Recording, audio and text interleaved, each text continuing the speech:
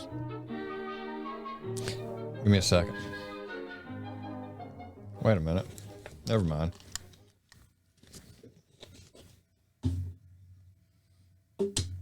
There, now I can't mess with it. Where's that? Did you drink it all already? Yeah. Do you need another one? Yeah, probably good. I'll get one right now before we get started. I knocked that one across the room where I couldn't sit there and screw with it. Your headset okay? Headset's okay. Okay, here we go. And now for something special. The unit is self-contained with its And own record saddler, lights on. pannier, wheelwright, and so on. It's a rigorous training, dish Yes. who know all there is to know about horses, and it brings results. We take you behind the scenes now to show just some of the interesting aspects of this training.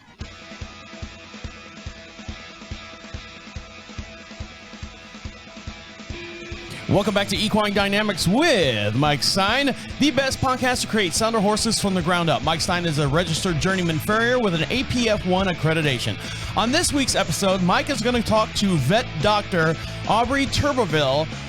He'll be attending a class over there this week, and also casting materials on hooves and learning to use massage on your horse through the videos of Ray Morse that are available on Mike Stein's YouTube page as well. And over my far right side is Mike Stein. How are you? I'm doing good. How are you, Travis? Doing well, doing well. Did you survive all those storms and stuff that came through in this area?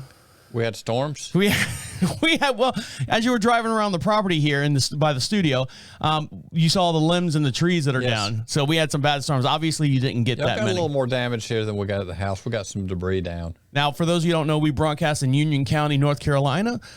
We sit on about 22 some odd acres here, and we have horses and all that stuff. And Mike Stein is the farrier that we deal with, and this is Equine Dynamics with Mike Stein. All right, so there you go.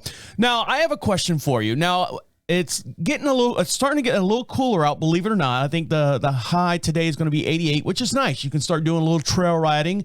People are out there who aren't necessarily aficionados on horses, but they do enjoy getting on a horse and enjoying the equine experience. This young lady right here. That was Ray. No, that's not Ray. This young lady right here, she is a let's see, TikTok star Remy Bader, Bader, says that a ranch mistreated her and refused to let her ride the horses due to her weight. Now, she's a fashion influencer and a curve model. She claims that the ranch would not allow her to ride the horses due to her weight. On Saturday, the social media star, 26 years old, shared on TikToks where she detailed her experience at the Deep Hollow Ranch in Montauk, New York. Shout out to the Deep Hollow Ranch in Montauk, New York for making me leave because I was overweight, over 240 pounds, she wrote on the clip. Now, the ranch responded back. And, you know, there are TikTok videos going back and forth. The employee, I guess, was a teenage kid, said basically, I'm sorry, lady, you are too heavy to ride this horse.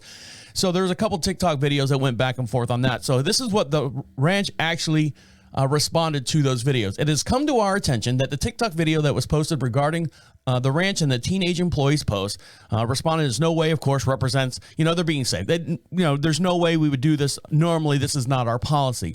The ranch continued to say we'd like to apologize to anyone who was offended, and we do not condone or agree with any part of the employee's video that told her to get off the horse. She was too heavy. No official weight restrictions are stated on the ranch's website or the blog. But there is a post titled, "How much weight can a horse carry?" that suggests that a rider should be no more than 15% of the horse's weight. Deep Hollow Ranch did not immediately return People Magazine's request based on this article for more comment. So here's my question, Mike. Yes. Let's start here. What is a weight of an average horse? You ever had them stand on your foot? No. And I get scared to death because sometimes I'll go out there and help my wife move the horses from pasture to pasture. And I'm wearing my little creepers, my little flip-flops here. And I'm like going, don't step on my foot. Don't step on my foot. How much do you think our 11-year-old mare weighs? I've not had her stand on my foot. I would know. I'm going to guess 1,200 pounds. Okay, so 1,200 pounds. And then minus 15%.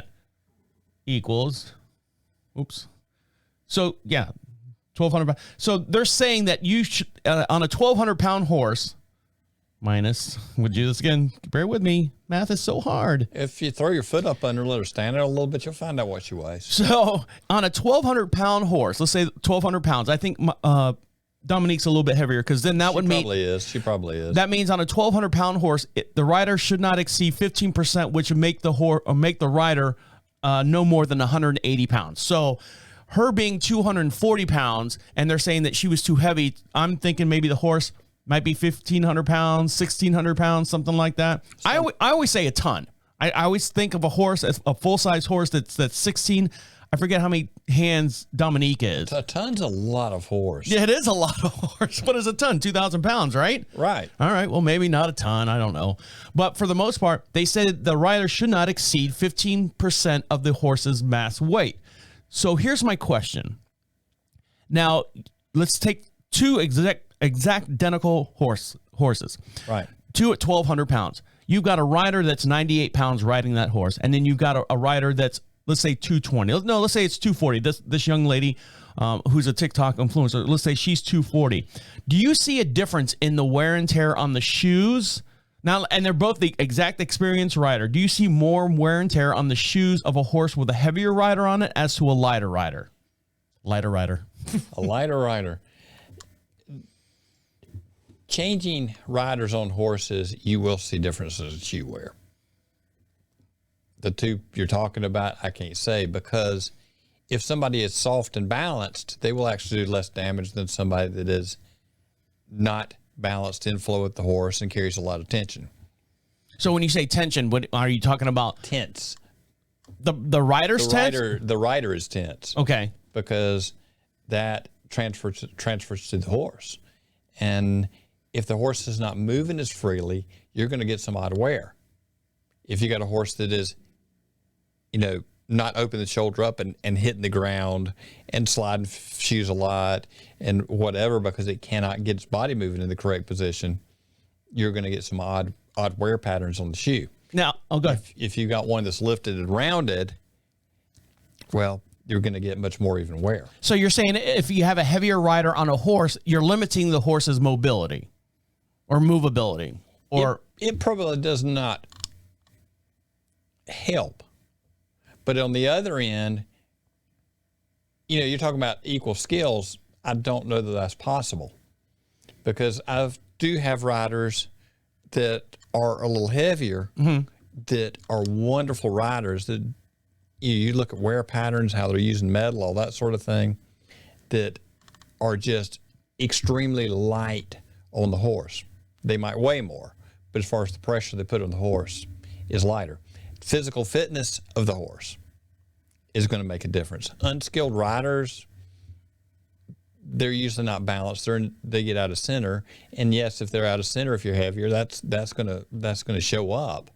But having an adequate horse for the rider is probably good. Do you ever done any backpacking? yes, How much backpack can you carry? I can carry probably close to 45 pounds for a couple miles, and that's about it. Okay.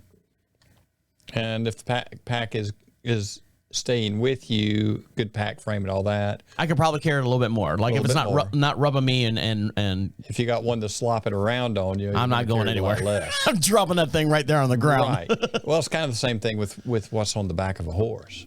Now, I mean, I understand this young lady here. She's 26 years old. She's 240 pounds. And they said that, is there a scale, or did they just look at her and say, you were way too heavy to get on this horse?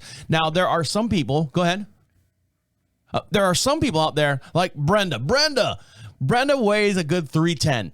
Brenda knows that she does not want to put a horse through, even though she rode horses as a child or a little girl growing up and in her teenage years and into her adulthood. And of course, something happened to Brenda and she put on so much weight, thyroid issues or whatever, just eating bonbons every day.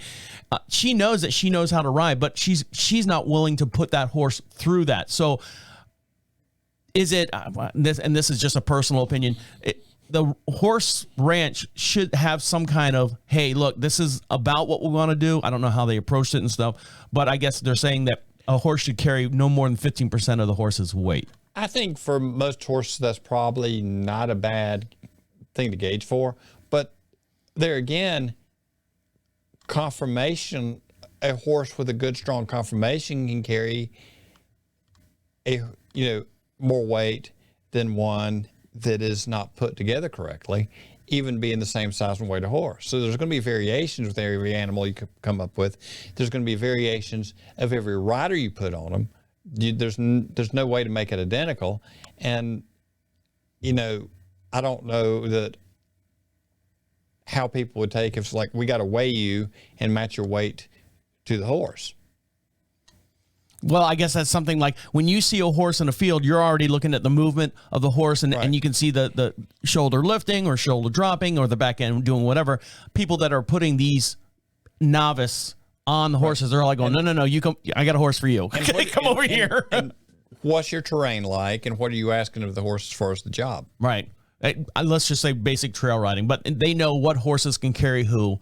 And unfortunately, this young lady, Remy Bader, I'm sorry, B-A-D-A. Basic trail riding here, basic trail riding in the mountains. Yeah, it could be uphill, 7-degree slope or whatever. It could be uphill both ways. Yes. All right, guys, stick around. When we come back, we're going to talk to Mike about his appointment he's got coming up. He's going to be hanging out with Vet Dr. Aubrey I'm going to mess this up. Dr. T. Dr. T. Let's go with that. Dr. T. Stick around. You'll listen to Equine Dynamics with Mike Stein. He'll be right back.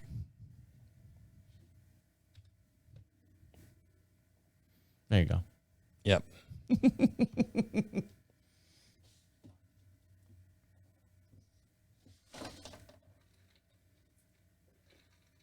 Ready? Yep. Okay. You got to work today? You doing work today? A little bit, yes. Are you? I got to figure out how I got to get those rafters up on the top of that lean-to because Amy's got an eye appointment today, and so she'll be gone most of the day. Here we go. Welcome back to Equine Dynamics with Mike Stein. He was the official farrier of the 2018 World Equestrian Games, and make sure you follow him on Facebook. And the way you do that is go over to Facebook, search for Equine Dynamics Mike Stein. And Mike, you've been posting all this information up on your Facebook page, all these tutorials, all these different articles dealing with the biomechanics of horses. There was one I saw a rider had like a tape of a T on her back to show her spine and her alignment centering up on the horse's spine as well. Right. And also make sure you follow him on YouTube. For every podcast we do, we have a matching video as well. You can see me waving to Mike and Mike waving to me. And over to my far right side is Mike Stein. How are you? Doing good, doing good. Now tell me about what you're going to be doing with Aubrey I'm going to mess this up. Turbeville. Dr. T. Tell me what you're going to be doing with her. We are going up to Versailles, Kentucky, and we're going to spend a week doing a podiatry clinic with Dr. Ric Redden, who is one of the big movers and shakers in the podiatry world. We'll be working with really getting together on really fine-tuning how the x-rays are shot. You know, shooting x-rays is kind of like you going out with your camera. You may be a good photographer. I'm not. I'm okay. Okay, sure. We'll buy that one. But there's you take pictures and you bring somebody who really knows how to shoot pictures and takes a picture. There's a big difference. And the way x-rays are shot, there is that much difference.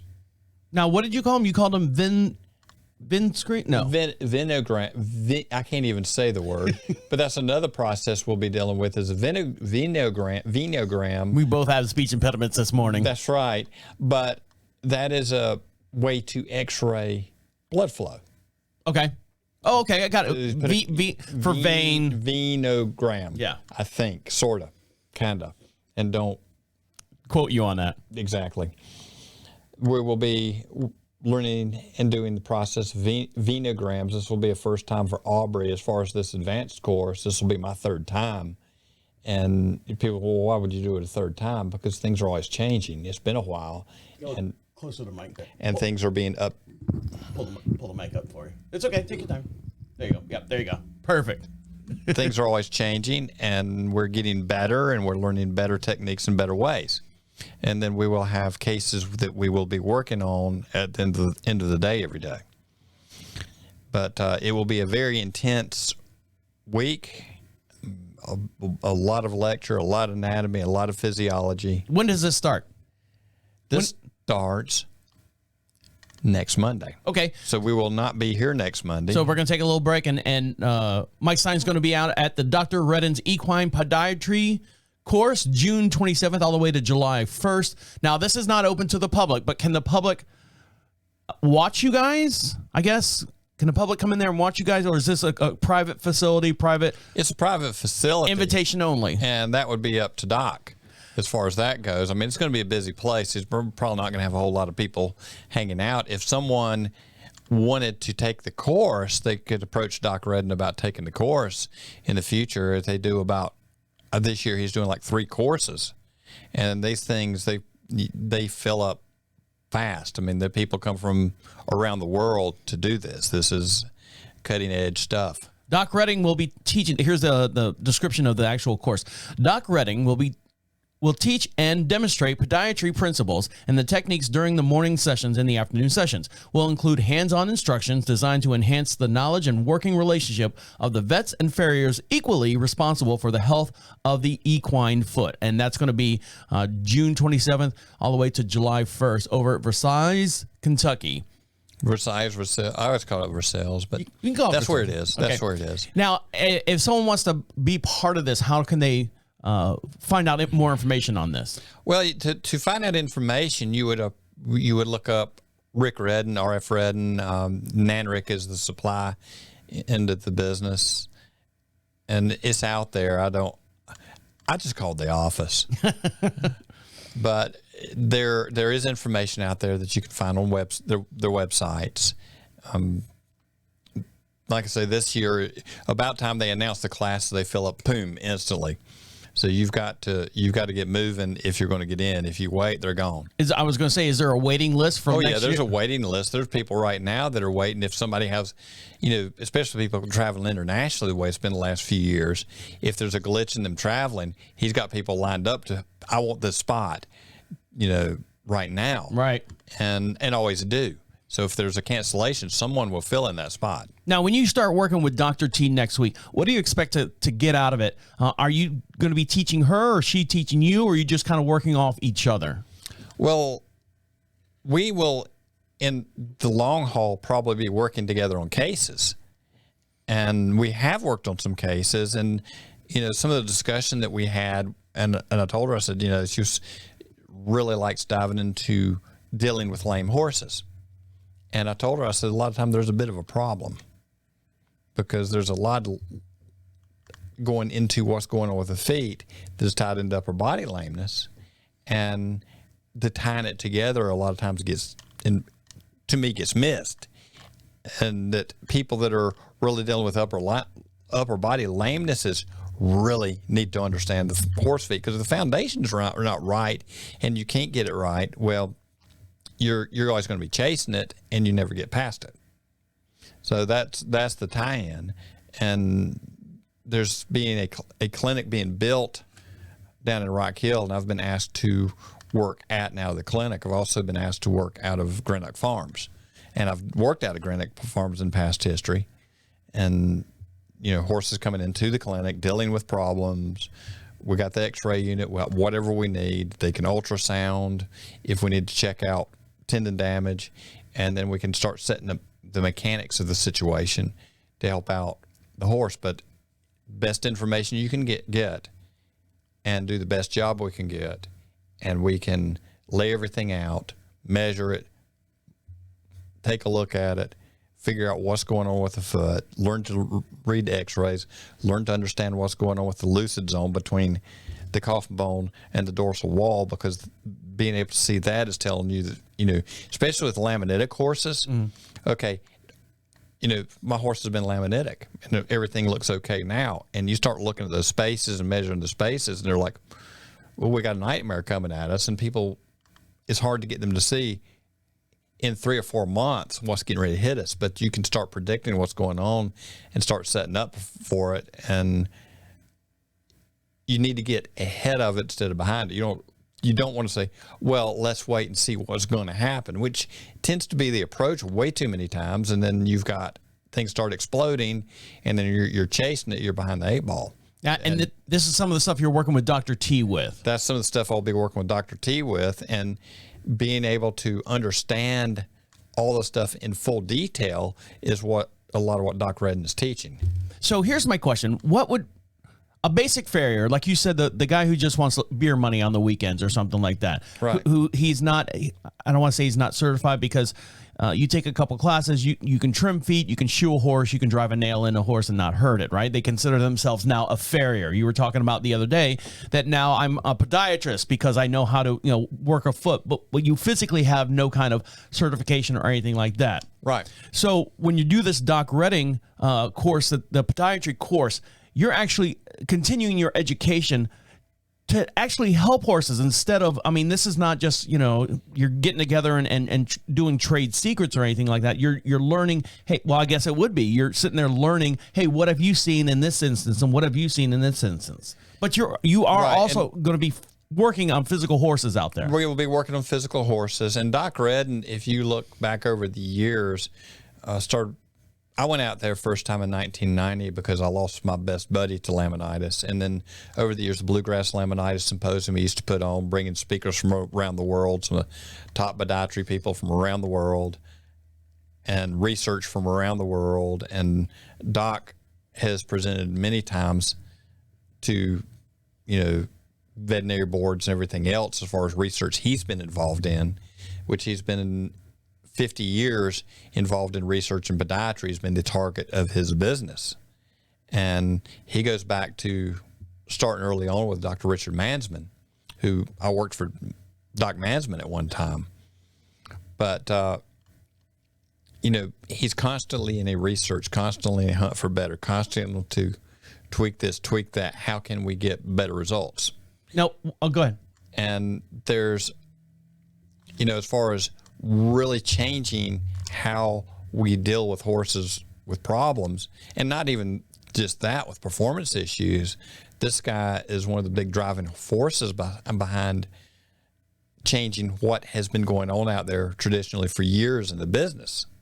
And he's not the only one. I mean, I just a few months ago got to listen to Stephen O'Grady and Andy Carter from down in Andy's down in Athens, Georgia at the university, and Stephen O'Grady's in Virginia.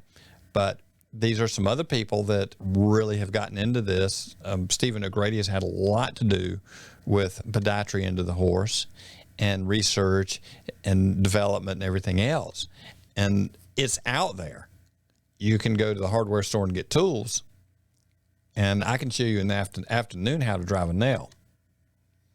And you can nail shoes on. But on the other end of it is you can take this to the point of unlimited as far as what's out there to learn to better what you're doing. As far as what farriers are doing, you can look at it in my history on that, and there's no end to it, and we need to be going after education constantly. Because if we're not, we're going backwards. We're slipping. So at your level is essentially, and this is the only way I can compare it. So like the average listener of the show. So at your level, you are, let's say you're a dentist. A dentist is constantly getting new information on how to do molds, how to do crowns, how to do all these different things. Essentially, that's what you're doing. You're not just nailing on a shoe. You're getting more information of the actual biomechanics. And part of this Doc Redden thing is just continuing your education on that. Now, does Doc Redden concentrate on one type of horse? Meaning, like, is he in the racehorse field, or is he in the dressage field, or is he in the eventing field, or is he just talking about horses across the board? Horses that are damaged. No matter what happens, he's done a lot with laminitis, but on the other end, he's dealt with fractures in the hoof, everything else that you can throw at it. He's dealt with it at one point or another, from infected coffin bones to navicular fractures to a horse that's got feet problems. He focuses on the horse's foot. No matter what the background of the horse is, he's just trying to fix what's going on with the horse's foot. Right. Yeah. You got, the horses that come into his clinic, they've gone through everything they can. They've got problems. They're in trouble, and they've exhausted a lot of their, a lot of what they could find out there, and they're hunting for an answer for a problem. And then, some of them will end up with Doc Redden. And Doc Redden's like, bring it on in here. We will figure something out. And we will do something to your horse. I mean, in the past 50 years, as far as dealing with horses' feet and problems with horses' feet, it's going to be hard to find somebody that's seen what this guy has seen. Is Doc Redden the equivalent of the Arnold Palmer Hospital for horses? Arnold Palmer, takes care of the kids that are having, bad issues and stuff, where the normal hospital couldn't figure it out. The deal with Doc Redden, he would be the Arnold Palmer of, I didn't know there was an Arnold Palmer Hospital, but it would be the hoof of the horse. Not colics, not infectious diseases, dealing with the hoof of the horse. And that's his focus right there. All right, guys, when we come back, we're going to talk about casting materials on hooves. When we come back, stick around. You'll listen to Equine Dynamics with Mike Stein. He'll be right back.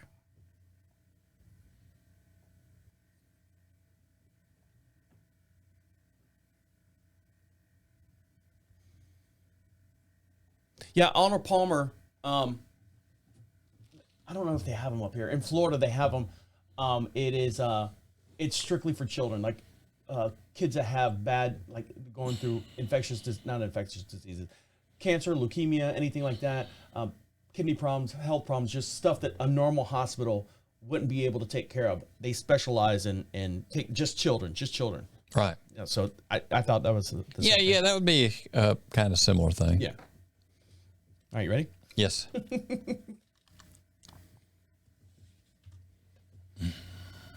Okay. Welcome back to Equine Dynamics with Mike Stein. He was the 2017 American Eventing Championship farrier. And make sure you follow him over on YouTube as well. He's got a bunch of videos up there. We're going to talk about those videos here in the next segment or soon. Next segment here. So stick around for that as well. And over to my far right side is Mike Stein. How are you? Doing good. How are you? Doing well. He's waving to me and I'm waving to you. And make sure you follow him over at YouTube as well. And right now we're going to talk about the use of casting materials on hooves. So casting materials, are you talking about when you do again, back to the dentistry, when you take a mold of your mouth and then you fix the teeth or whatever and cause something? Are you talking about that basically? No, way off. Get out of here. We're not talking about your teeth. You're dumb. No, we're talking about the material. And as far as casting hooves, yes, I've done casting hooves to make molds. Okay. But it's not like sand casting. That's another discussion, and that gets used also. But casting material, as in like medical, you got your broken arm. Okay. And, early on, when you had some of these real deteriorated feet, sometimes to attach something to it, I would take fiberglass fabric and impregnate it with an acrylic and stick it onto the foot in the area that we need. And you can do that just in patched areas to reinforce the side of the foot. And there's Kevlar, there's a number of other fabrics that have been used in there. And, when I was doing some racehorses, sometimes I would end up sticking some fiberglass fabric on the foot because the wall just physically would not hold what you were trying to get on there.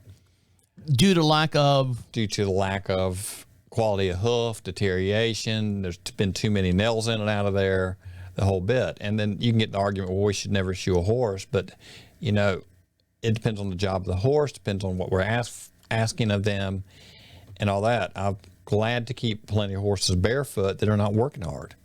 And got a good many of them that are. A lot of them are. Our baby that we have here, the three-year-old mare, not mare, I'm sorry, 3-year-old gelding, I noticed the other day, still doesn't have shoes on. So he needs to grow up, and we need to see how he's going to go. And, with our competition horses, people say, well, you're doing this for the feet. No, I'm not. I'm doing this for what the horse's body's doing. It's not even, if just because a horse is sore-footed, that's not even necessarily the best reason to even put a shoe on a horse. But, later on, the casting thing got into, well, let's wrap cast around the foot. Then somebody package casting and said, this is equicasting for horses' feet. And I think it started off as repackaged, repurposed casting, because I've always used medical grade casting that I bought, through suppliers. And I never had any problem with that. But you can cast feet, if you got a foot that's beat up, to save a foot from abuse. You got a foot that you don't want to bust up. They can be cast. You can do it with duct tape, but you can wrap it. And some owners have done it, but a lot of times farriers will wrap the foot. Now, to keep a few things in mind, if you're just wrapping around the foot and going around the bulb of the heels, that casting does not need to stay on very long, because over time the foot tries to grow and you can end up with some damage in the back of the foot.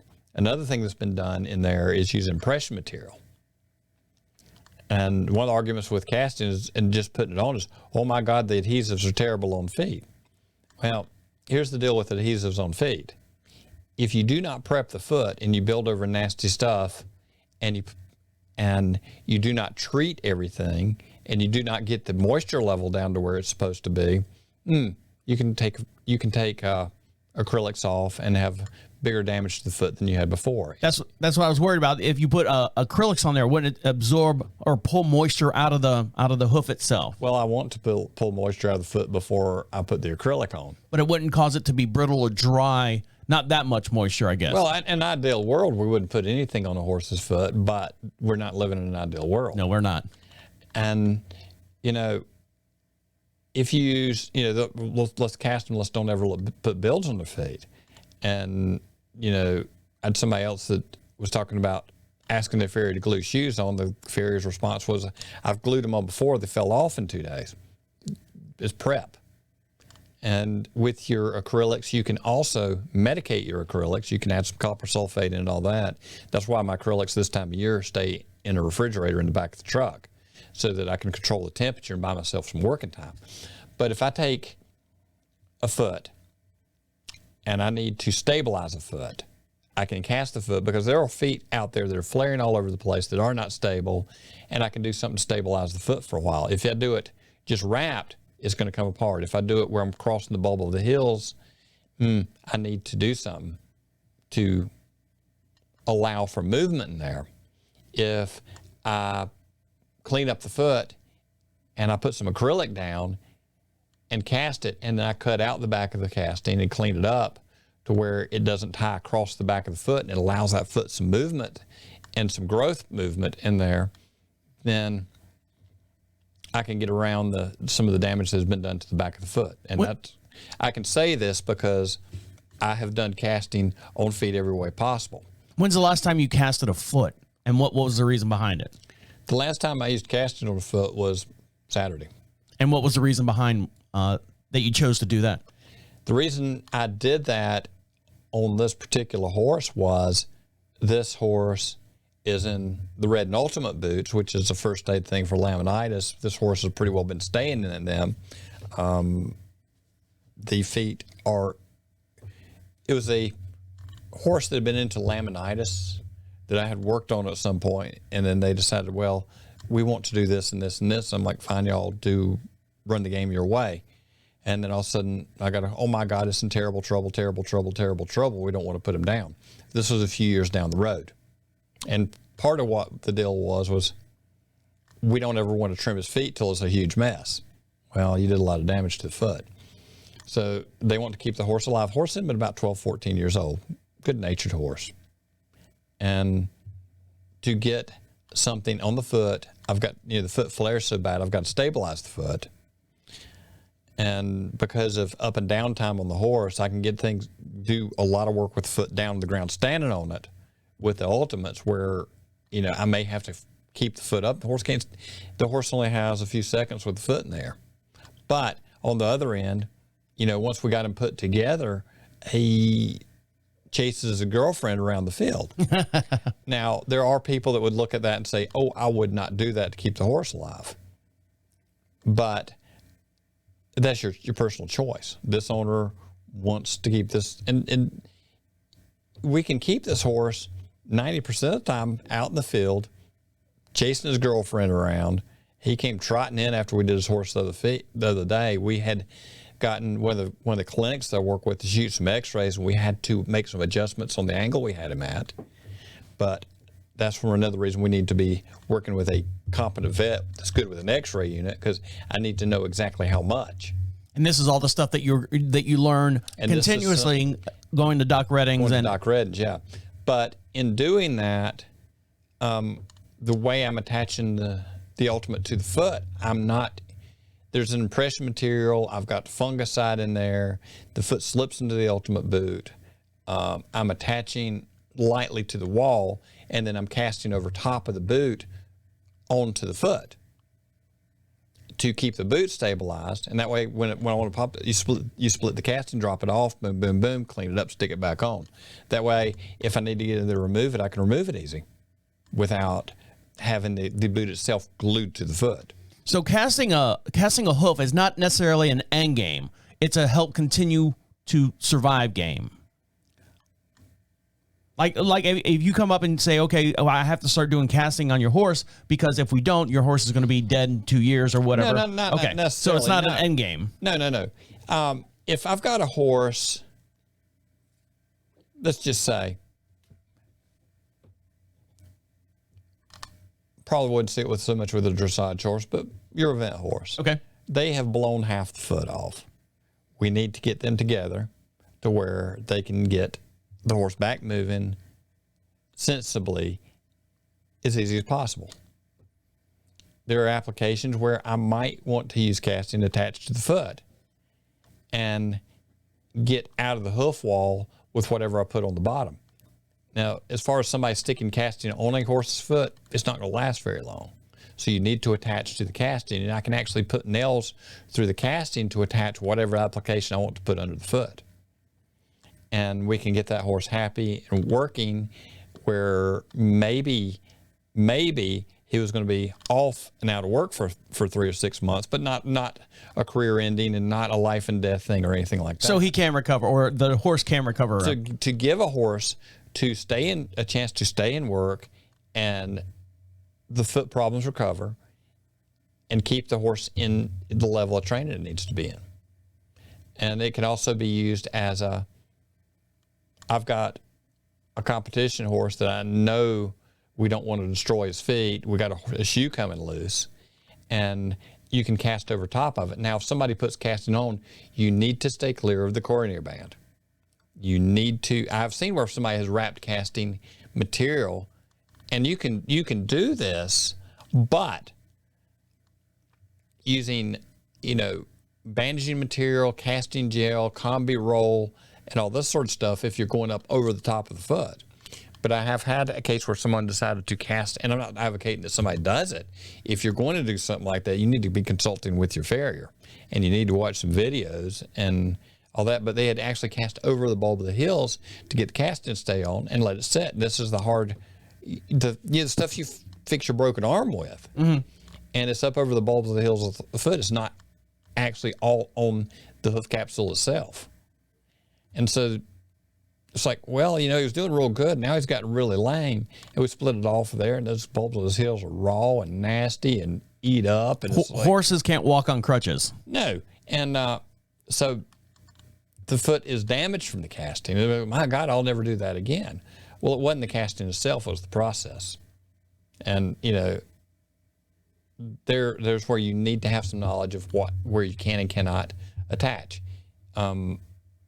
At this point, from what I have seen happen, and I've used casting, I had problems with the back of the feet because of keeping them in it too long. And a lot of this I've learned from experience. And a lot of us have learned from experiences, and we've tried to figure out different ways to get around the problems. Using the impression material around the back of the foot, bringing it around the side of the foot, and casting over it, that the rubber impression material has some give to it. And that can help protect the bulb of the heels and protect the back of the foot, which we can do some videos on that when I sit down 30 seconds somewhere to actually think about doing one. Right. But you don't want to create damage anywhere to protect the problem. If I've got a very unstable foot that I've been chasing and we're having a hard time with it, the casting can come into play to help reinforce the foot and allow the foot a chance to heal, because you got a really unstable foot and the walls flare all over the place. It's just take your fingernail and start prying it out like that and see what it feels like. No, thank you. The material. You're doing the same thing to the laminate. You're ripping at it. They used to torture people like that. You did. No, they in like the wars and stuff. Oh, okay, yeah. I was thinking you did. No. I can see your wife doing it to you, but other than that, but to stabilize the foot and give it a chance to heal up. Get off of the foot for a while. We can keep the horse in work. We can attach a package to it if we need to. Now, it's not something that I want to do on a daily basis, but if need be, we can. But it's a need be thing. If you're going to do the casting where you acrylic it to the foot, which would be my preferred, the foot must be prepped, it must be cleaned, it must be dried, and you really need to either use a medicated acrylic or you can add something to your acrylic so it will be medicated. Because people are like, oh my God, it does so much damage to the wall. Well, most of the time the reason it does so much damage to the wall is if I've got some trash in there, there's a lot of little funguses that like to grow in a horse's hoof wall, and I do not get rid of that, and I do not prep to take care of that. Most of these things are non-aerobic, and we roll it up in there. We gave it a nice, happy place to grow where nobody can get to it. Shade and moisture. That's it. That is it. We trapped it in there. So, prep is everything. When you're gluing shoes, prep is everything. When you're putting casting on, prep is everything. All right, guys, stick around. When we come back, we were talking about some videos that Mike has posted up on his YouTube channel. We're also going to talk to a series that he has up there right now about Ray Morris and massaging your horse. Stick around. You're listening to Equine Dynamics with Mike Stein. He'll be right back. Careful about bouncing on the table. I know. I have so many rules. You're worse than my wife. Well, when you actually, my wife probably has more rules. I just can't hear her. Well, when you hit the table, this is what you hear. This little spring right here vibrates and goes, wong. Okay. Wong. Gotcha. So usually I can trim that out, but if it's in the middle of your sentence, it's hard, you're going to say, and horses, wom. Yeah. Gotcha. Normally I can cut those out. I'm hard to teach. It's all right. Some horses are, but you're used to that. Okay, you ready? Right. Welcome back to Equine Dynamics with Mike Stein, the best podcast to create sounder horses from the ground up. Make sure you follow Mike Stein over on YouTube. We're going to show some videos here in just one sec. And for every podcast we do, we have a matching video as well. There's me waving to Mike, Mike waving to me. And we'd love to hear from you as well. And the way you do that is go to equinedynamics.com. At the top of the page says contacts. Fill out that little form there for any questions you may have for Mike Stein. We'll answer them here on the air. Make sure you put a return address as well so we can actually send you out some magnets, some stickers for reading your question on the air. Now, over to my far right side is Mike Stein. How are you? I'm doing good, Travis. How are you? I'm doing well. Now, a good friend of yours who unfortunately passed away in 2009, a gentleman by the name of Ray Morris. Now, if you want to see this video, go to the YouTube channel, and we're playing it in real time as we're talking about it here on the air. So right here, this is Ray Morris. And give me a little background on Ray Morris before I start this video. Okay, Ray Morris is a Kiwi, or was a Kiwi, New Zealand. Right. Grew up on the South Isle. We were both speakers at Equitana when they ran the Equitana in the U.S. And he had also been a speaker at Equitana Eurasia. We met there. Chris King, that was an Australian vet that knew me, ended up meeting Ray and said, you two guys are all over top of each other. They're just coming from different ends of the horse. Because it's always been kind of a crazy deal with me in my learning process. Like last week we were talking about, Greg was talking about stuff he had learned from working with Greg Wilder, who was a ROFR body worker and all that. And the first time I met Greg was I went through, at the time I could go through a chiropractic program, and Greg Wilder was going through the chiropractic program. So that's where we met, really, and it got where we were really talking. But I had dabbled in massage, worked with people when I was working up at Dr. Mansman's. Chris King was doing the body work. So when at the end of the day, when I was up there, if she was doing body work, I didn't have anything hung out, got interested in that. And so we're both speakers at Equitana. I'm talking about upper body alignment, and that's a carryover from Tony Gonzalez and the body alignment and movement patterns and what's going on up top, which, you know, carries into the forces we're dealing with on the ground. So explain the series of videos that we're going to show here. The Ray Morris videos. The Ray Morris videos, this is a video that Ray had done. He taught a lot of people to massage. When he came up here, we were working with horse owners, but there was a number of people in Australia and New Zealand who had learned to massage from this guy and had built good careers off of it. Everything is done with your hands. You feel your way through it. So let's see what he has to say. Here's a small little snippet. And if you want to see this, it's a 4-part series over at Equine Dynamics with Mike Stein over on YouTube. You can see this 4-part series. You can watch as many times as you want. Many times you want, share it and do all that stuff. It's got a lot of information. So here's Ray Morris. Now, Ray Morris is blind. He's totally blind. And he is basically massaging a horse all by feel. Right. Move the muscle underneath while leaving the fingers, knuckles, still on the skin surface. Like that. I hope you're able to see that. That's important. Don't scrub on the coat, you'll take the skin off your hands. Use his skin to move the tissue underneath, like that. So it's a crawl. Keep the wrists supple. And what the horses like is rhythm. So at all times, keep good rhythm with what you're doing. A horse that's a little uptight will like a fast rhythm. A horse that's pretty laid back will like a slower rhythm. This horse actually likes a slower rhythm. Just like that. We work across the muscle fibre. The fibre in this muscle is running like this. He's working on the neck of the horse. Right. We're working across. Like this. So that's just a small little sample of Ray Morris and his massage video. It's a 4-part series. They're not that long. I think they're anywhere from 8 to 12 minutes each. But it shows you, he starts off with how a horse's saddle can cause some soreness to the horse, and what you do when the horse has a little bit of soreness to it. And then basically goes from head to tail, nose to tail, I guess, and showing you each section of what you need to look for, how to stretch the horse's legs, and do all that stuff. So anyone out there who's interested in that, go over to YouTube. And you can see all these videos over on Mike Stein's YouTube page as well. So go on, continue about as far as Ray Morris and his techniques and everything. His techniques. There's a lot more that Ray did with a horse than it was ever he could show on the short video. But this was something to help horse owners to start seeing what they could do with their horses. And a lot of it is about developing the feel of a horse. This guy had incredible feel. And you know, he'd lay his hand on a horse. His feet are pixie-toed.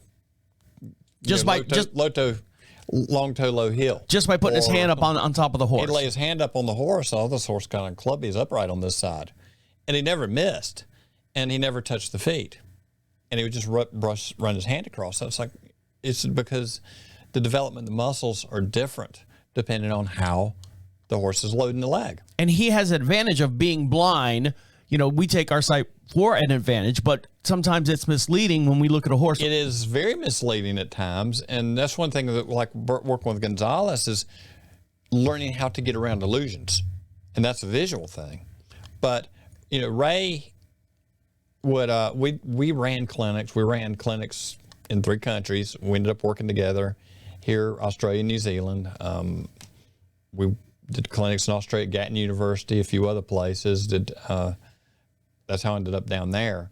But, you know, a few things we would always do is, like I've had him in a clinic and we were working on one. I said this thing, well, Ray's going to watch a horse and then Mike's going to look at the horse, tell what's going on, see how close Ray is, which I was hoping I was right because I better be able to keep up with him. Right, exactly. You know, and we do stuff like get a bandana and spin him around in circles and all that. And, you know, he'd have the horse go and feel, oh my God, did you see that? He did that blindfolded. Well, he was totally blind. He's anyway. blind, doesn't matter anyways. It didn't matter. It didn't matter. I mean, it was just for entertainment at that point. And it's like, yeah, that tells you what they're really thinking. But, you know, we worked on horses together when we did the clinics, the evaluation clinics, the learning the horse's body clinics. The massage clinics got so big, he says, you're a massage instructor today, or you're a massage, because, you know, we'd go somewhere and say, well, we want 2 horses massaged after the clinic. Then all of a sudden it's like, there's 20 of them. He says, you're massaging horses today.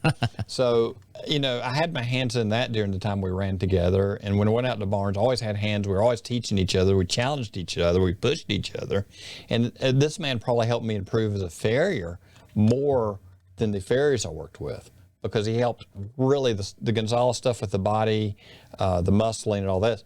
The stuff with Caldwell, who was a chiropractor, chiropractor / farrier. And, you know, I always went down a little different channel than most farriers are looking at feet. Well, there's so much going on that is not the feet that drives what we're chasing. But we pushed each other, and we always had there was a competition between us. And I'll tell you, the biggest compliment I ever got in my life was last time I was in New Zealand. Last horse we had looked at, he said, this horse has a rib popped out. And I said, let me do something. I moved the leg on the other side. I said, what'd you do? I shifted how the horse was standing, and actually the horse was a little dropped off on one side. There was a rag I threw up under his foot. He said, the rib just went back in. But the horse was dropping his shoulder and twisting his barrel out. And just that thickness popped his barrel straight. Stood him right back up. But like I said, we were leaving there, and I said, man, I got to be sharper and more on when I'm with you than anybody. I said, he says, why is that? I said, I know if I miss it, you'll catch it. He said, that's funny. I said, why is that? He says, I got to be sharper and more on with you than anybody, because if I know if I miss it, you'll catch it. Exactly. All right, guys, stick around. We've got one more little segment, and we'll let you get back to enjoying the rest of your day. You're listening to Equine Dynamics with Mike Stein. He'll be right back. Yeah, bring that, Mike. It's up underneath your throat. You might have to twist a knob or something to tighten it up. It's sagging. That's what happens with age. Yeah. And it never comes back. No, there's no amount of massage or chiropractic to bring it back. All right, you ready? Yep. Welcome back to Equine Dynamics with Mike Stein, the best podcast to create sounder horses from the ground up. Make sure you follow him on YouTube and Facebook as well. You can see the videos of us, me waving to Mike, Mike waving to me. Also, you can check out all those Ray Morris videos, short little 4-part segments about massaging horses and the soreness of horses and correct saddle placement for horses, so you don't do any damage to them as well. And make sure you follow him on Facebook, and we'd love to hear from you as well. And the way you do that is go to equinedynamics.com, click on Contact Us, fill out that little form there, and in the subject line put podcast, so Mike can decipher between his other emails that he gets, and put a return address on there, so we can when we read your question on the air, we will send you out a magnet and some stickers and stuff for being part of the show. And being part of the show right now, over to my far right side, is Mike Stein. How are you? Very good. How are you, Travis? Doing all right. So what did we learn today? Well, one thing, the weight of a person should not exceed more than 50% of the horse's actual weight is what we learned at the very beginning. The riders probably should not outweigh the horse. Correct. All right. Also, the class that you're taking with Doc Redden next week, tell us a little bit about that. This is one of those things, every now and then you need a good tune-up. And this tune-up time, one of my tune-ups for this year, because I always do a good many. But this it's a very intense podiatry, really get into x-rays, really get into measurements within the x-rays, but the venograms, how positioning the foot changes circulation, and you can take pictures of the venograms. We know what's there, and just really building a team to work together. And if you want to see more information or find out more information, it's Doc Redden, Redden, correct? Yes. All right, if you want to find out some more information on that, or if you'd like to be part of that as well. It's Ric, R-I-C, Redden. And also, casting materials on hooves. When do you use them, and is it a life or death sentence? It is not a life and death sentence. It is to get you out of a pinch at times. It is something else that we can carry in our arsenal. I've gone through periods where I've done it. I've gone through periods where I don't. It can get us out of a pinch temporarily, give a foot a chance to heal up. If we've got an unstable foot, we can physically stabilize it and still keep the horse in work. So don't panic. No. It's not something that you want to go out and do every day. But if you're going to do it, prep is everything. Placement of your material is everything. Don't damage the coronary band. Don't lock in the back of the foot too long and contract it. Don't wrap it over the bulbs of the heels. If, I've had one customer recently that, because was in a pinch with a horse, time-wise, put some casting on her own horse's foot. And actually she did. We got together and I talked her through it, but she did a nice job. She'd seen me do it in past history. And your fairy can teach you. And the little 4-part segment about Ray Morris, who unfortunately passed away, left us in 2009. The video, 4-part video, is over on YouTube, Equine Dynamics Mike Stein. It gives you a little tutorial on how to massage your horse and what to look for when massaging your horse. Yeah, this is one of the deals. I've been going back and forth with Robin, his wife, and one of the deals that we work into clinics, she's kind of asked me to carry on with that. Now, as far as teaching somebody to be a full-blown therapist, massage therapist, doing sports massage, that they need a lot more, but working with horse owners to get them where they can massage their own horses. I do some massage on horses all the time. And normally what I do is with a client, and I'll find something and I'll start them on it. Hopefully they will work on it. But if you can learn to do 5 minutes, massaging a whole horse is a lot. But if you can work 5 minutes, 5 minutes, 5 minutes, 5 minutes, 5 minutes, 5 minutes, you can get a lot done. You don't necessarily have to go through the whole horse, but you need some technique, you need some tricks, and part of the deal out there is, like, you can buy this and you can buy this therapy unit and you can buy 10 grand therapy unit or use this device. Well, using devices in your hand takes the feel out of it, and this is really about feel. How much are you going to use something like that? And if you build this into your daily routine, you get to know your horse better. You catch what's going on with your horse earlier. And a lot of these little kinks can be worked out before it's a huge mess. Without much work. I know my wife's got one of those machine guns, not machine guns, massage guns. It's got the little ball on the end of it. Right. And she gets in there, and that makes sense. If you're massaging the muscle, you don't know when the muscle is done being massaged, right? Unless you're actually physically touching it. If you're feeling it, right? And I can show you one day on a muscle that sometimes you can get to release with your hand with very little pressure. But it's about technique, it's about timing, and it's about feel. And that was all from Ray. All right, guys. We'd like to thank each and every one of you for downloading and being part of the show. Make sure you follow Mike Stein over on YouTube. You can see those videos.